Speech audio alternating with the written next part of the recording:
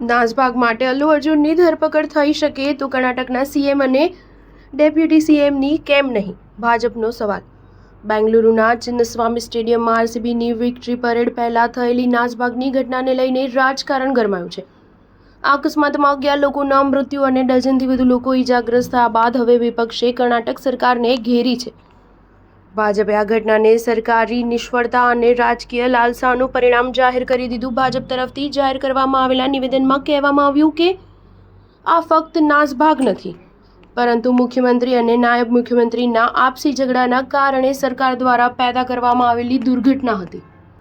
ભાજપના પ્રવક્તા સંબિત પાત્રાએ કોંગ્રેસ નેતા રાહુલ ગાંધી પર પ્રશ્ન ઉઠાવતા કહ્યું કે દરરોજ રાહુલ ગાંધી સેના વડાપ્રધાન નરેન્દ્ર મોદી પર મજાક કરે છે, પરંતુ જ્યારે આટલા લોકો એક દુર્ઘટનામાં મોતને ભેટે ત્યારે રાહુલ ગાંધી ક્યાં છે? ભાજપે રાહુલ ગાંધી પાસે માંગ કરી કે તેઓ આ અકસ્માત પર તરત કાર્યવાહી કરે અને કર્ણાટકના મુખ્યમંત્રી સિદ્ધારમૈયા અને નાયબ મુખ્યમંત્રી ડીકે શિવકુમારને દિલ્હી બોલાવે. ભાજપ પ્રવક્તાએ કહ્યું કે આ મામલે નૈતિક જવાબદારી લેતા મુખ્યમંત્રી અને નાયબ મુખ્યમંત્રીએ તરત રાજીનામું આપી દેવું જોઈએ. આ સાથે જ ડીકે શિવકુમારે જનતાની માફી પણ માંગવી જોઈએ. ઘટનાને લઈને સવાલ પૂછતા ભાજપે કહ્યું કે 3 લાખ લોકો ઘટના સ્થળે કેવી રીતે પહોંચી ગયા? શું તેમના માટે મંજૂરી લેવામાં આવી હતી? જ્યારે પોલીસે મંજૂરી નથી આપી તો આ વિક્ટરી પરેડનું આયોજન કેવી રીતે થયું?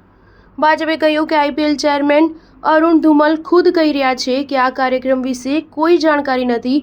એ જણાવે છે કે આયોજનમાં કોઈ વ્યવસ્થા ન હતી. ભાજપે સવાલ કર્યો કે જ્યારે એક્ટર અલ્લુ અર્જુનની નાસભાગ થતાં ધરપકડ કરવામાં આવી હતી તો પછી આ મામલે ડીકે શિવકુમાર અને સિદ્ધારમૈયા પર કાર્યવાહી કેમ ન થવી જોઈએ? આ કાર્યક્રમમાં 25,000થી વધુ ટિકિટનું વેચાણ કરવામાં આવ્યું, જેનાથી ભીડ અનિયંત્રિત થઈ ગઈ અને આ દુર્ઘટના સર્જાઈ. અમારી માંગ છે કે આ મામલે નિષ્પક્ષ તપાસ કરવામાં આવે અને જે પણ જવાબદાર હોય તેની સામે કાર્યવાહી કરવામાં આવે. સ્ટાર ન્યૂઝ 7 હંમેશા સચ્ચાઈની સાથે.